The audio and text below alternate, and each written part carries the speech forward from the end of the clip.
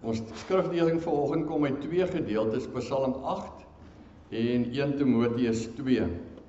Wonderlike in die week toe ek preek maak, toe begin het reën op ons huis se dak en net daar kom Psalm 8 by. Op die afkondiging staan 1 Timoteus 2 en ek stap uit en ons kyk na die reën en die druppeltjies en ons dink aan die belofte van reën wat ons moontlik vanmiddag en vanaand gaan kry.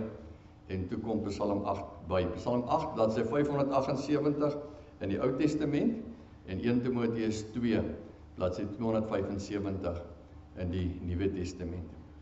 Voor ons gaan bid, kom ons kyk net na ons voorbidding vir vandag, want dit is deel van ons gebede. Ons dink aan oom Elwin Moesman, ek het geskryf meneer Moesman, dis soos ons almal hom ken, wat in Aftree Oordwijk 4 was, hulle bly nou in Parys. Dan die Sonja wat vir, ek dink omtrent 35 jaar lang die orgelis was in die gemeente, is donderdag oorlede. En haar troostdiens is woensdag om 11 voormiddag uit ons kerk, hier in ons gemeente. Ons dink aan haar met groot dankbaarheid teenoor die Here vir hierdie twee mooi mense en vir die groot werk. Oom Elwin was ook op 'n stadium ons leier ouderling. En dan dink ons aan Ananda Heymans, met Jannie, wie se troostdiens die afgelope week woensdag uit ons kerk was, en ook aan Albie en Lenet Nieuwoud, dis Lenet se broer. En Joey Spalmers gaan dit mee beter na sy weeroperasie gehad het, sy het geval, na sy besig was met herstel. En aan Johan en Elna Brits dink ons aan, Johan van Rietfonteinwyk, hy is baie siek in Randfontein in die hospitaal. Ons dink ook aan Willem en Michaela Brul, hulle sit altyd hier in die tweede ry, hy is ook baie siek in Randfontein in die hospitaal. En dan die ander name hier was al hier, Piet en Bets van der Merwe. Piet is in Potchefstroom in die hospitaal waar hy behandeling kry. Hester se behandeling gaan nou begin weer in Pretoria. En dis al die name wat ons daar het. En ek het net gedink om 'n foto te wys van meneer Moesman en tannie Sonja, twee mense wat ons lief het en wat regtig diep spore oor baie jare getrap het. Hy was ook skoolhoof van Laerskool Vogwel vir baie jare tot hy afgetree het hier in Vogwel. Kom ons sit so en dan word ons stil voor die Here in gebed. Here, as ons die name lees, dan is daar iewers vanoggend in hierdie gebou iemand wat iemand op daai lys goed ken, of net van weet, of wie u vanoggend aanraak om op hierdie oomblik aan hulle te dink. En Here, daarom word ons stil voor u, nie net om vir u iets te sê en dan dit af te handel nie, maar om vir u te sê, Here, plaas elkeen van daai mense, soos die afgelope week ook, hulle las op ons. Laat ons saam met hulle aan hulle hartseer dra, soos in hierdie week met Jannie se troostdiens, maar ook in die komende week met tannie Sonja se troostdiens, dat u by ons sal wees.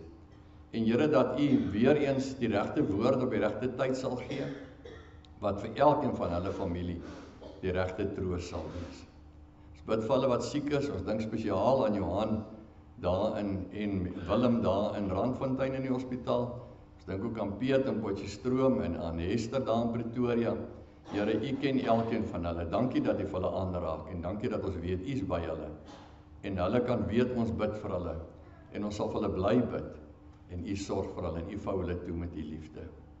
Dankie Here dat ons vanoggend in die huis kan wees en dankie vir elkeen wat hier is om saam met ons dit te geniet vanoggend, om oor u natuur te dink en dit sommer net bly te wees dat ons in so 'n mooi land kan woon en soveel mooi natuur om ons het wat ons kan geniet en waaroor ons kan bly wees.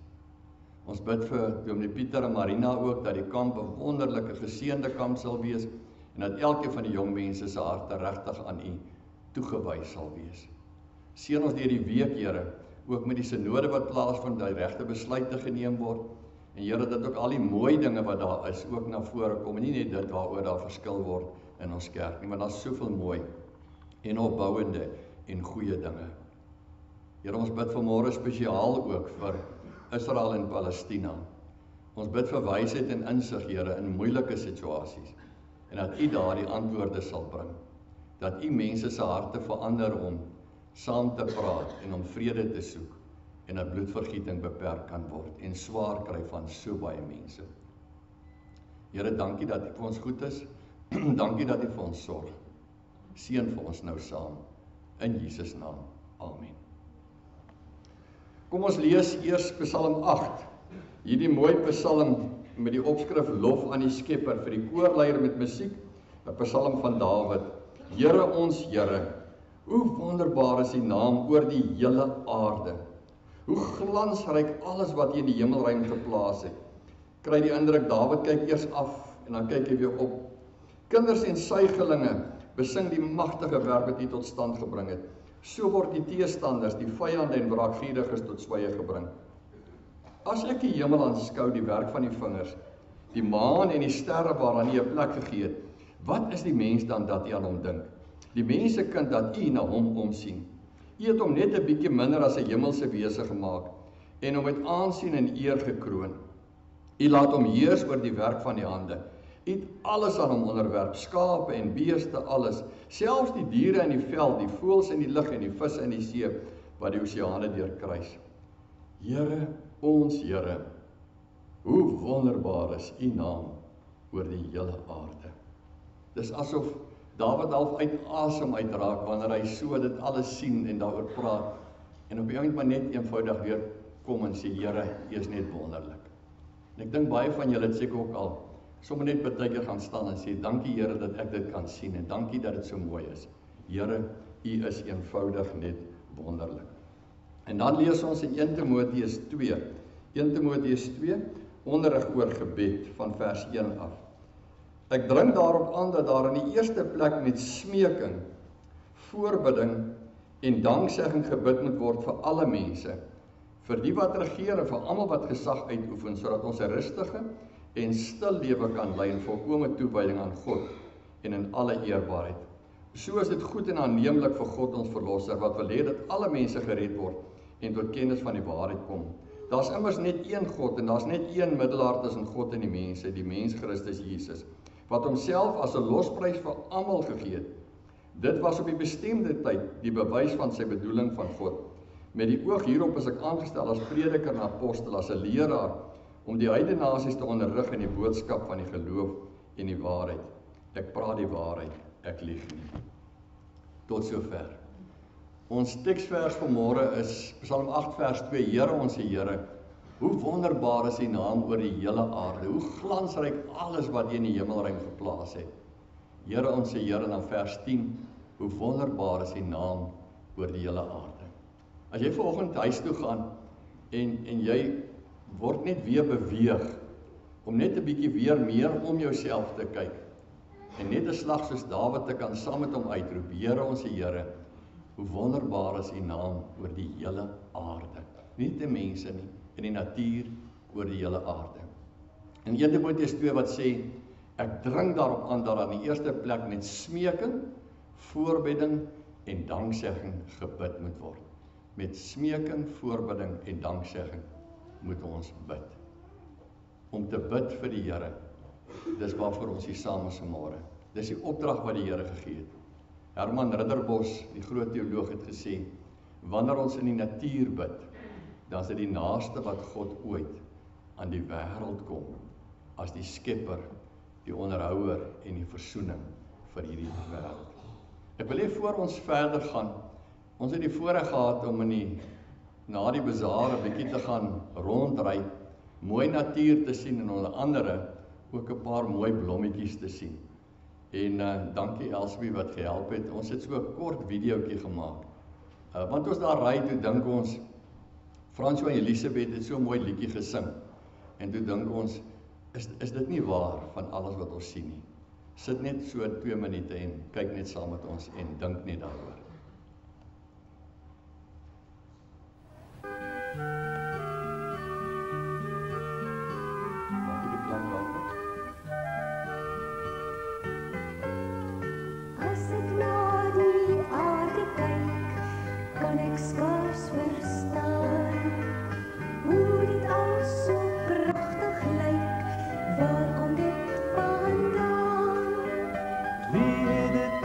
So mooi gemaakt.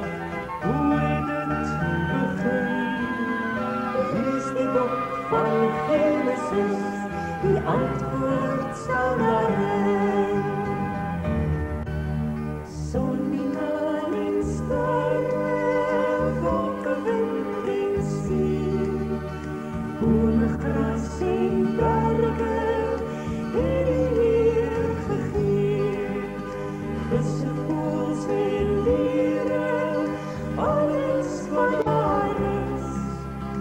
Toe was God tevrede en toe het hy gerus.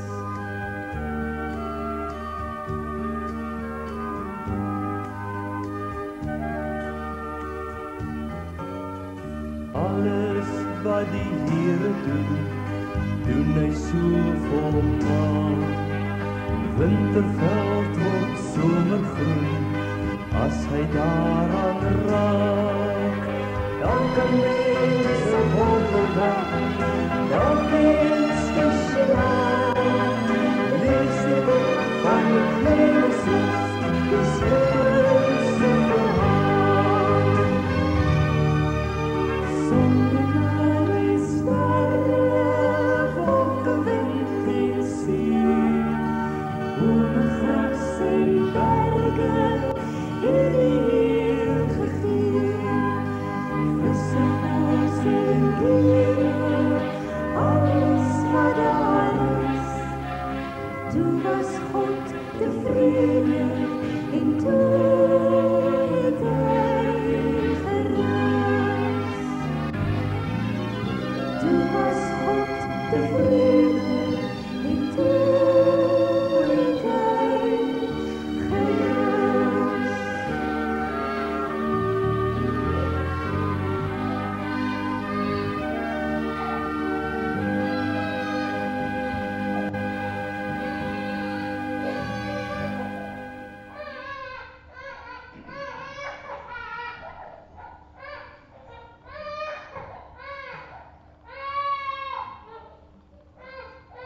Ouma het al laat val, dink ek.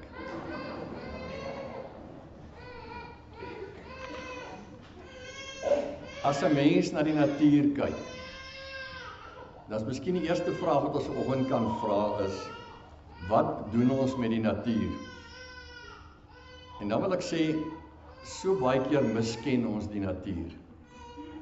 Dink 'n bietjie hoe baie keer beskou ons die natuur, iemand het gesê amper maar net soos die arena, waarbinne ons as die hoofrolspelers die spel van die lewe speel. Dat dit gaan eintlik maar net oor ons, en die natuur is minder belangrik.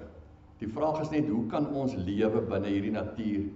Wat kan ons geniet, wat kan ons doen, en hoe kan ons dit gebruik? En daarom misbruik ons so baie keer die natuur, en daarom gebeur daar soveel verkeerde dinge. Soveel dinge wat 'n mens eintlik hartseer maak. As jy net ons dorp van hierdie kant van Greenspark se kant af binne ry, en jy sien al die rommel wat langs die strate lê, langs die pad. En jy moet dink, hoe het die Here dit alles gemaak? Wat was die Here se bedoeling van hoe dit moet lyk? En dan kan jy eintlik maar net hartseer kyk en dink, ons misken die natuur vir die mooi wat God in dit gegee het. Die tweede vraag is, wat sê die Bybel oor die natuur? En die wonderlike is dat die Bybel is eintlik tot barstens toe vol met die natuur. Ek het al gedink, as 'n mens al die bladsye moes uitskeer waar ietsie oor die natuur gesê word, gaan die Bybel waarskynlik amper die helfte dunner word. Dis 'n natuurboek ook hierdie, dis die handboek vir die wêreld, vir die natuur. Dis die grondteks wat eintlik vir ons sê, waar kom alles vandaan en hoe moet ons dit gebruik en hoe moet ons dit geniet wat die Here vir ons in die natuur gegee het. Hierdie liedjie wat ons gespeel het sê, lees net die boek van Genesis.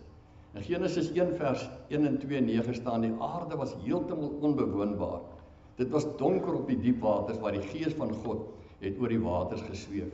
Toe het God gesê, laat die waters onder die hemel op een plek bymekaar kom, sodat die droë grond sigbaar word.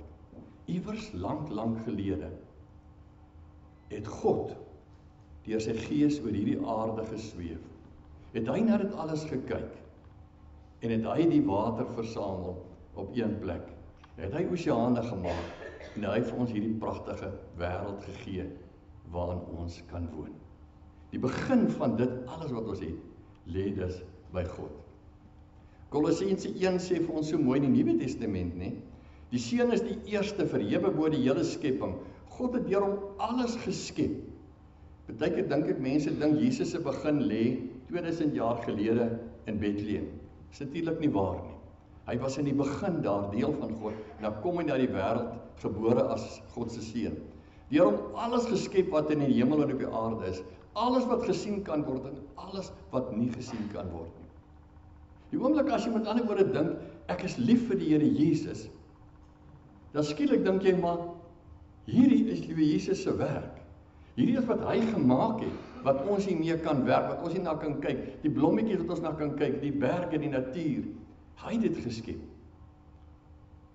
Alles is deur hom en vir hom geskep. Voor alles was hy al daar.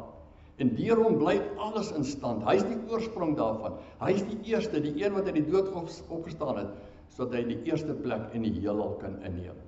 En eintlik wat Kolossense vir ons sê is, Jesus het ook gekom eintlik met sy kruisdood, ook vir hierdie natuur, vir hierdie wêreld, nie net vir my nie, maar vir alles wat hy geskep het, dat ons as verlostes in hierdie wêreld anders en nuut kan lewe en hierdie wêreld reg kan hanteer. God het besluit om met sy volle wese in hom te woon en deur hom alles met homself te versoen. Hoor jy? Selfs die natuur, selfs die blommetjies, selfs die diere met God te versoen. Deur die bloed van sy seun aan die kruis het hy die vrede herstel. Deur hom het hy alles op die aarde en in die hemel met homself versoen. God kon hierdie aarde uitgedelg het, elke blommetjie, elke berg, elke fontein, elke dier, elke vis in die see kon hy uitgedelg het in sy toren, sodat hy nie meer gewoon gewerk geleef kan word nie. Maar hy besluit om sy seun te stuur, nie net om ons te verlos nie, maar om hierdie wêreld met God te versoen. Dat God na hierdie mooi natuur van hom kan kyk, hierdie kunswerk van hom, waar ons lewe en dat ons dit kan geniet. In Genesis 1 vers 26, hierdie baie bekende versie, staan daar, toe het God gesê, kom ons maak die mens as ons verteenwoordiger, ons beeld, sodat hy kan heers oor die vis in die see, die voëls in die lug, die makdiere, die wilde diere en al die diere wat op die aarde kruip. En dan kry ons die opdrag. Ek gee dit vir julle, my kunswerk, my skepingswerk gee ek vir julle. Julle kan dit oppas. Julle kan daarin lewe. Julle moet as dit ware daaroor heers. Behalwe dat die Bybel vol is met die natuur, kan ons natuurlik ook vra, wat het Jesus van die natuur gedink? En hoe het Jesus die natuur gebruik? En dan kan jy gerus 'n slag uit weer gaan luister en gaan kyk na Jesus se preke. Die Here Jesus het omtrent in elke preek, in elke gelykenis, iewers by die natuur aangehaak. Wanneer hy so dat die mense kyk en hier's kinders van hom en hier's ander, dan praat hy van die onkruid tussen die koring. Wanneer hy so kyk na die mense wat moet getuig en dan praat hy van 'n lig wat nie onder 'n maatemmer weggesteek kan word nie. Wanneer hy op die berg staan en hy kyk so op na Sigar en hy sê, stap op die berg, hy kan nie weggesteek word nie. Die Here het die natuur gebruik. Die natuur was eintlik sy ruimte waarin hy sy boodskappe lewer. Wanneer hy sê, die evangelie is soos 'n kosbare parel wat jy ontdek en dan besef jy, alles anders wat ek gehad het is eintlik maar waardeloos. Al my ander besittings wat ek het, alles wat ek is en het, beteken eintlik niks, dis iets om mee te lewe. Maar hierdie evangelie, hierdie verhouding met die Here, dis kosbaarder as al die ander. Dit kan nie daarvoor betaal nie. Jesus het die natuur gebruik. Dit was sy bron waaruit hy geleef het. En as jy vraag, hoekom die natuur? Hoekom die natuur? Want God in sy alwysheid het besluit om hierdie volmaakte wêreld te skep. Vir so lank al soek mense iewers in die planete, Mars eers iewers nog 'n plek, maar nêrens 'n plek soos hierdie natuur tussen al die hemelliggame wat die Here geskep het vir ons om op te woon nie, wat so mooi en so spesiaal kan wees nie.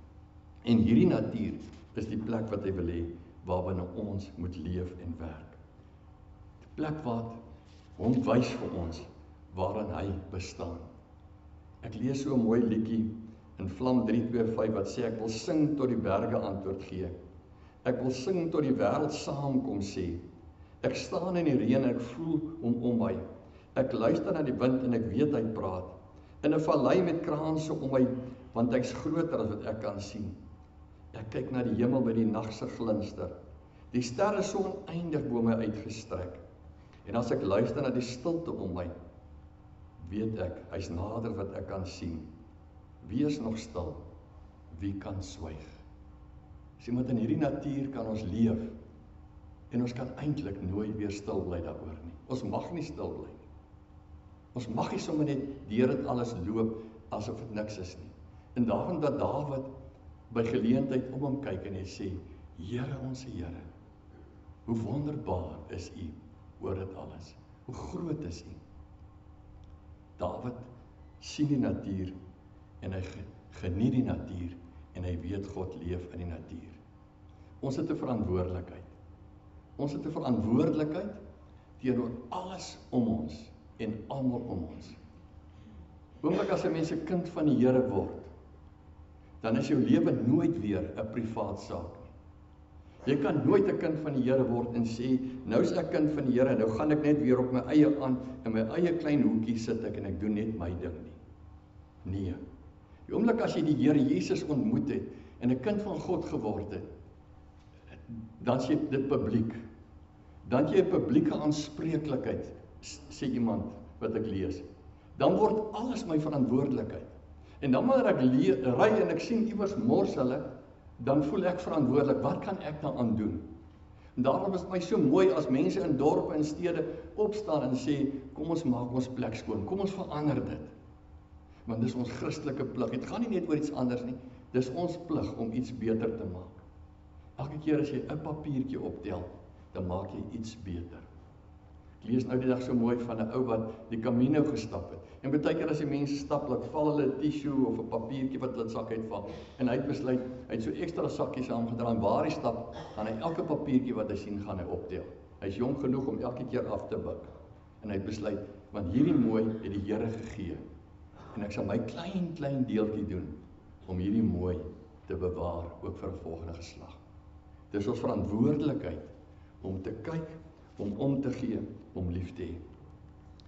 En Paulus sê vir ons in 1 Timoteus 2, ek dring daarop aan dat daar in die eerste plek met smeking, voorbidding en danksegging gebid kan word. Ons verantwoordelikheid kom ons na deur te bid. Hoe bid ons vir die wêreld? En dan sê hy vir ons bid vir die wêreld, vir die mense in die wêreld. Daarom dat ons vanoggend bid vir Israel en vir Palestina. En baie keer weet mense nie net, Hamas is moslems, maar Palestina het 'n groot klomp Christene. Wanneer ons in Bethlehem besoek aflê altyd, dan gaan ons na 'n Christense winkel toe, en vir die min weet ook die laaste paar jaar, vir die eerste keer in die geskiedenis, is die burgemeester van Bethlehem, wat ons Palestina as naby Jerusalem lê, is 'n Christen, 'n oortuigde Christen wat sy geloof uitlewe. Trouwens, hy borg ons altyd, wanneer ons gaan nagmaal hou by die graf van Jesus, dan voorsien hy alles wat ons daar nodig het, 'n Christen. En ons moet bid vir hulle, wat swaar kry, onder Hamas, wat opstande, wat maak dat daar nie vrede kan kom nie. Maar ons moet bid vir alle mense, ons moet bid vir die wêreld, ons moet bid teen oorlog, ons moet bid teen vermorsing, ons moet bid teen alles wat om ons gebeur. En hoe doen ons dit? En dan sê Paulus met smeking. Beteken ek noem dit nie net vir die Here so terloops nie. Ek maak dit my werk om te sê, Here, ek wil bid vir dit. Ek kom smeek eintlik by U. Smeek beteken, Here, ek het U nodig, ons het U nodig in hierdie wêreld wat in 'n ekologiese krisis is, waar dit sleg gaan op die aarde met aardverwarming. Kom smeek ons by die Here. Here, help ons om die regte dinge te doen om die klimaat van die wêreld weer beter te maak. Dat minder mense hongersnood ly, dat daar minder storms kan wees, dat dinge weer reg en goed en beter kan gaan. Selfs in 'n land soos Switserland, toe ons met die trein ry verlede jaar, op die gehoorbuis het ek nou gesê, toe sê hulle bid nou net, weer vir koue winters met baie sneeu, dat dit kan terugkom soos dit was, want die gletsers is besig om te smelt en om te verdwyn. Smeek by die Here, vir die natuur om jou, vir alles wat verkeerd is. Maar hy sê ook voorbidding, en voorbidding beteken, ek bid nie net vir myself nie, ek bid nie net vir my vir my plaas, vir my eie behoeftes, vir my nie, vir ons land nie. Ek bid albei, ek bid in voorbidding. Ek dra ander op aan die Here in my voorbidding. Here, help hulle, help daar, en gee vir ons antwoorde. En natuurlik, danksegging. Ons vra so baie keer, so baie by die Here. En dan wonder ek of ons genoeg dankie sê. Wonder ons of ons genoeg dankie sê as ons rondry, as ons kyk. Ek vra vanoggend vir AW hulle toe instap, is hulle hoenders nog veilig, want hulle boer op met hoenders hier buite volg, en hulle sê ja. En dan moet ons vrede sê, dankie Here vir hulle wat gespaar is, dat al hulle diere, hulle hoenders nie moet doodgemaak word nie. Dan bid ons Here, dankie daarvoor, dankie vir oeste, dankie vir mense wat iewers in hulle tuin, selfs in 'n aftreeoord 'n mooi blommetjie kan hê. Wat iewers môre kan uitstap en jou voete beteken net op die gras neersit, en net daar aanvat en net 'n boompie kan sien. En ons dank die Here dat ons kan sien, dat ons kan geniet. Toe ek 'n kind was, wat dan ons ekie goed soos die Carrefour flieks, en hulle het in ons dorp 'n film kon wys, wat 'n vreeslike indruk op my gemaak het, ek was nog net so groot seentjie. En die film se naam was Kyk na die sterre. En dan gaan dit oor 'n man wat so besig is, dat hy nooit vir niks tyd gehad het nie. En toe kom hy in 'n ongeluk, en hy verloor sy oë. En hy staan buitekant en dan sê hy, Here, as ek net een keer weer na die sterre kan kyk, as ek net een keer weer kan kyk, en regtig kan kyk, en regtig kan sien om my, hoe U Uself aan ons wys, in hierdie wonderlike natuur. Daai tweede laaste foto wat ons op die video gewys het, stap ons daar, en ons sien mure, Marie Groenewald het dit eintlik eers gesien, mure wat in 'n ry stap, en klein blommetjies afpluk, en elke muur dra 'n blommetjie, lyk soos 'n kathedrale, in hulle nes in, vir kos vir die winter. En besef, hoe wonderlik is die Here, dat hy selfs die muurtjies gemaak het, om nou dat die oorvloed blommetjies is, voorsiening te maak vir 'n winter wat kom. Kyk na dit alles, en dank die Here, vir alles wat so mooi is. Die doel van gebed is, Herman Ridderbos het gesê, dit bind jou. Wanneer jy in die natuur staan en jy sê dankie, wanneer jy in jou huis sit en jy sê dankie, wanneer jy smeek en voorbidding en danksegging doen, dan bind dit jou aan God. Op daai oomblik kom God by jou, gaan God jou vooruit, en word jy deel van God in die wêreld. Ons is instrumente van gebed. Ons is die instrumente, saam met al die instrumente wat die Here in die wêreld om ons gee, om die Here te verheerlik, deur ons voorbidding. Ek wil afsluit met sommer so 'n mooi dingetjie wat ek gelees het. As jy na die leeu's kyk, dan sê hulle vir jou, wat bekommer jy jou so? As jy na die mossies kyk, dan sê jy, hulle vir jou, God weet alles van jou. As jy na die bome kyk, dan weet jy moet vrugte dra vir die Here. As jy na die berge kyk, dan weet jy, hy staan onwankelbaar vas. As jy na die soene kyk, en nou ook 'n nuwe seisoen, dan weet jy, hy sorg op sy tyd, vir alles wat ons nodig het.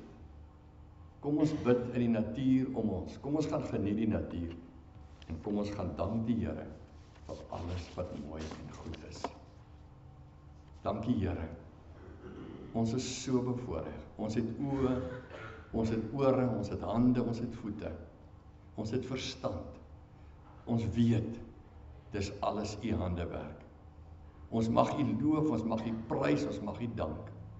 Help ons Here om nou elkeen 'n besluit te neem vanmôre opnuut weer, om uit te gaan, om ons te kyk, selfs hier op die kerkterrein, as ons nou uitstap, en dan as ons ry, en dan as ons loop, dat ons om ons kyk, en dat ons U mooi geniet. En help ons Here, om daar, waar dit sleg is, ons deeltjie te doen, om dit beter te maak. Ons bid dit in U naam alleen. Amen.